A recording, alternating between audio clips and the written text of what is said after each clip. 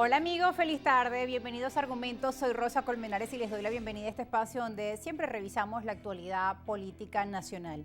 En nuestra edición de hoy de Argumentos tendremos una entrevista con el precandidato presidencial por Acción Democrática, Carlos Prosperi. Y vamos a revisarlo de inmediato, hemos preparado un perfil para que ustedes conozcan algunos datos de Carlos Prosperi, quien hoy nos acompaña.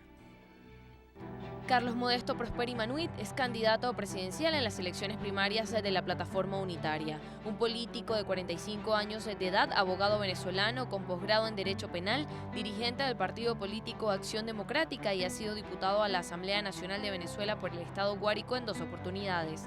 Nació en Caracas y a muy corta edad se mudó con su familia al estado Guárico. Desde temprana edad inició su carrera política y en 1999 ingresó en Acción Democrática, donde fue secretario juvenil y secretario municipal.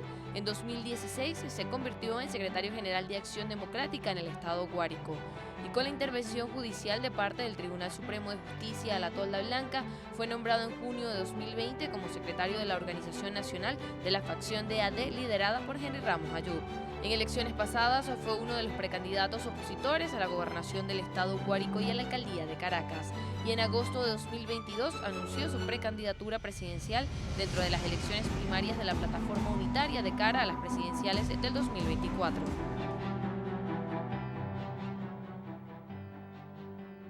Bueno, y tenían ustedes algunos datos de nuestro invitado de esta tarde, Carlos Prosperi, abogado político venezolano. Nació en Caracas, pero te fuiste desde muy niño a los llanos venezolanos, al estado Guárico, estado que además has representado como diputado a la Asamblea Nacional en 2 oportunidades. Bienvenidos, Carlos, nuevamente a este espacio Argumentos. Gracias por estar con nosotros. No, gracias, Rosa, a ti, al canal y además por la introducción que hacía el canal, agradecido.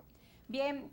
Esa relación que tienes además con el llano venezolano para adentrarnos y conocer un poco tu historia, que también nos permite conocer parte de tus inquietudes en materia política en cuanto a tu formación y también creciste en ese entorno, ¿no? En el interior de nuestro país, en el corazón llanero. ¿Qué significa para Carlos Prosperi haber crecido en los llanos venezolanos y cómo te ha ayudado a tener una visión país, ¿no? Desde tu formación de pequeño? No, bueno, en efecto, nací en Caracas, a los 6, 7 años de edad me fui a Guárico, me considero llanero y guariqueño y de verdad que orgulloso de venir de la provincia. Orgulloso, Rosa, porque muchas veces cometemos el error que creemos que solamente la política se hace desde la capital de Venezuela y no es así. Hoy quizás en Caracas hay la dicha o tenemos la posibilidad de que los servicios públicos no son tan graves como en el interior de Venezuela.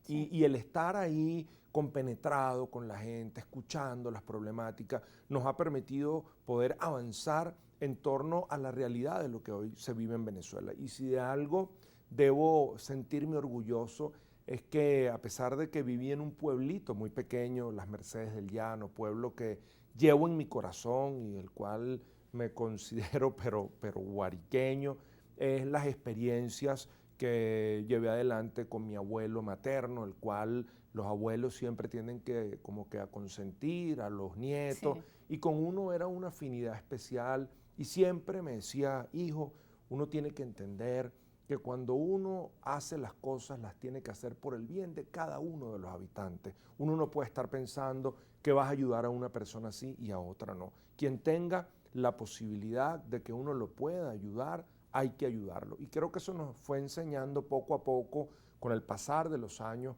a que uno tenía que tener esa sensibilidad social. Inclusive, Rosa, yo tengo una anécdota también de mi infancia, de mi niñez, porque en Las Mercedes del Llano y específicamente en la unidad educativa Monseñor Rodríguez Álvarez, donde estudié mi primaria.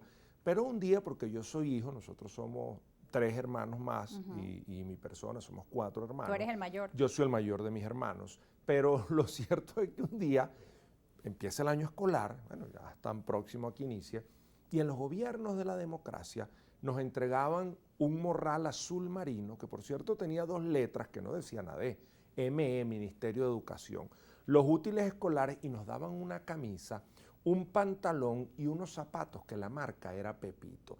Y llego yo a la casa de mis padres, está mi mamá ya, pero como yo soy alto, mido 1,93, mi mamá me ve y me dice, ¿qué es esto? Pero mi mamá en lo que me ve ya no encontraba si reírse o regañarme, y yo llegué con mis pantalones y le digo todo tipo brincacharco por aquí cortico, y mi mamá pensaría, bueno, ¿y por dónde va este? ¿Y qué es esto? Y le digo, mamá, es que me acaban de dar el uniforme escolar. Mira, te quitas eso ahorita, porque tu papá y yo somos educadores, nos pagan bien, tenemos para sacarlos a ustedes adelante, y usted mañana temprano devuelve esos uniformes, porque esos son para los niños que no tienen sus padres cómo darle su ropa.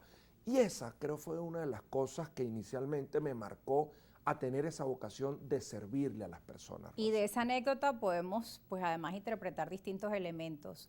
Uno, la ayuda en ese entonces para los pequeños estudiantes, y dos, cuando mencionabas que tus padres eran maestros y que tenían suficientes ingresos para poder costear el uniforme y todos los implementos escolares. Hoy en día la situación de los docentes, lamentablemente, pues no ha sido así. Culminó un año escolar, vamos a el próximo año con grandes expectativas y mucha preocupación de padres y representantes a la hora de poder comprar estos insumos, las listas escolares que están muy costosas, los uniformes muy costosos, zapatos, entre otros. Existen programas sociales para los menos favorecidos, sin embargo, pues la gran mayoría califica que es insuficiente, y para la clase media o aquellos que no están en colegios o escuelas públicas, también es muy difícil poder comprar todos estos implementos para el nuevo año escolar. Desde luego, Rosa, y fíjate, más aún cuando hoy nuestros empleados de la administración pública ganan solo 130 bolívares mensuales. ¿Cómo un empleado de la administración pública que tiene un sueldo de 130 bolívares puede comprarle los útiles escolares, que quizás puede ser lo más barato, porque cuánto cuesta hoy un pantalón, cuánto cuesta hoy una camisa, cuánto cuestan los zapatos de nuestros hijos? Son inaccesibles, o sea, no hay acceso para que nuestros padres puedan mandar los niños al colegio. Y hoy nosotros por eso tenemos un compromiso, Rosa, de hacer las cosas distintas. Y yo lo he venido diciendo, muchísimas veces las personas me dicen, Carlos, pero es que tú pecas porque quieres ser muy sincero y muy transparente, tú quieres decir las cosas como tú las sientes, y yo hoy lo ratifico, yo no puedo ser distinto. El hecho de que yo sea candidato presidencial de una organización política como lo es Acción Democrática no me quita mi deber de persona, de ser humano, de que uno comete errores, de que nos equivocamos, y que nosotros tenemos que entender que quizás algunos errores que se pudieron cometer en los gobiernos de la democracia llevó a que estén quienes están hoy en el poder durante 24 años, pero que también el pueblo tiene que entender que a pesar de los errores que se pudieron cometer, bueno, como dice mucha gente, éramos felices y no lo sabíamos. Hoy, cada día las oportunidades son menores, y yo lo he venido manifestando. Por ejemplo, cuando se hace el anuncio el 1 de mayo, no del aumento del salario mínimo, porque lo que se anunció fue unos ajustes de bonificaciones, un cestatique que se hizo un anuncio que iba a ser de $40 al mes, y después resulta que sale en Gaceta Oficial que son solo 1.000 bolívares, lo cual hoy representa alrededor de 31, 32 dólares. Y quizás en diciembre eso alcanzará para comprar un kilo de harina de maíz precocida, y no alcanza para absolutamente más nada. Cuando uno ve un bono de guerra donde Venezuela no está en ninguna guerra, de 30 dólares al mes, uno dice, ¿por qué en vez de llevar adelante estas bonificaciones no se ajustó el salario mínimo? ¿Y por qué se tiene que ajustar el salario mínimo? Porque cuando a nuestros trabajadores les den sus utilidades, los vayan a liquidar o les den sus prestaciones, sus aguinaldos, se va a calcular en base a 130 bolívares. Y eso no le hace bien no solo al salario de nuestros hermanos venezolanos, sino que también termina afectando la economía, porque no hay un poder adquisitivo. Nosotros hoy tenemos que entender que el compromiso tiene que ser con cada uno de los venezolanos y buscar una reivindicación salarial para nuestros hermanos. Ahora, Carlos, las propuestas en ese sentido, hablamos de problemas que todos los venezolanos conocemos, y siempre la gente quiere escuchar qué propone el candidato en materia de mejorar el salario de los docentes y en materia del salario mínimo a nivel general, porque bueno, entendemos que no es solo un problema de los docentes en nuestro país, es un problema de distintas profesiones. Desde luego, quizás entramos en el tema de hablar de la educación, y muchas veces en los discursos donde uno llega nos dicen, pero los de la salud, los médicos, los enfermeros, y lo mismo pasa con los empleados de las alcaldías, de las gobernaciones, de los ministerios. En cada uno de esos empleados de la administración pública, que de acuerdo a cifras oficiales, eso está por el orden de 5.5 millones de empleados de la administración pública. Ahora, ¿cuál tiene que ser la solución? Poder estabilizar la economía. muchas personas nos dicen, bueno, Carlos, pero ¿cuál es tu propuesta para poder tener una economía sólida en un país que tuviese quizás picos y bajos, altos y bajos? Uno dice, bueno, se toma una medida y con esta medida que se va a tomar hay una solución al problema. Pero en un país que lamentablemente hemos visto cómo ha venido la economía cada vez en números hacia abajo, la inflación en números hacia arriba, tú tienes que tomar una serie de medidas para poder sacar adelante la economía en Venezuela. El presidente Nicolás Maduro, disculpe que lo interrumpa, decía hace unos días que esa frase de recesión económica o de que los índices de nuestra economía han bajado se debe a una campaña mediática. No, pero no es mediática. O sea, yo creo que aquí hay que ser un poco más objetivo y lo digo con el mayor respeto porque soy una persona siempre respetuosa. Yo no soy una persona de estar irrespetando absolutamente a nadie. Sí creo que hay que hablar con mucha sinceridad. O sea, si fuese una simple campaña mediática, hoy el salario de nuestros hermanos venezolanos no estuviese casi que entre los peores salarios del mundo entero. O sea, de acuerdo al dólar del Banco Central de Venezuela, estamos hablando de que son como 4.2 o 4.5 dólares al mes. Eso ni siquiera yo creo que en Cuba se gana ese salario mínimo. Ahora, ¿qué es lo que nosotros tenemos que entender? Que hay que tomar una serie de medidas económicas que no se han tomado. ¿Por qué? Porque lamentablemente Venezuela se convirtió en un país dependiente netamente de la renta petrolera. Y si tú no tienes unos ingresos distintos a lo que es el petróleo en Venezuela, lamentablemente no vas a poder poner en marcha la economía.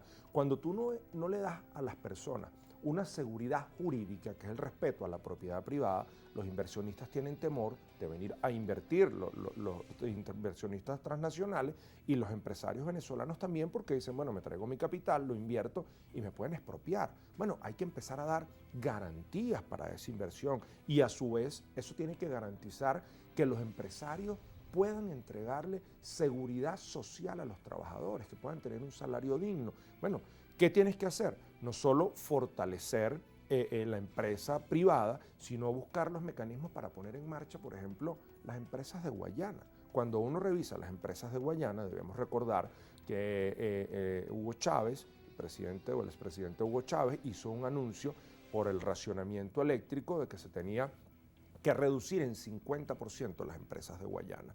Y eso después llevó a que poco a poco, por la politización, que es lo que le ha hecho el grave daño a la administración pública de las empresas de Guayana, a que hoy las empresas de Guayana simplemente estén produciendo un 10%. Y fíjate qué sucedió ahí, sobre todo con lo que es la empresa del aluminio. Cuando el aluminio se procesa a través de unas celdas, ahí habían instaladas alrededor de 1.200 celdas.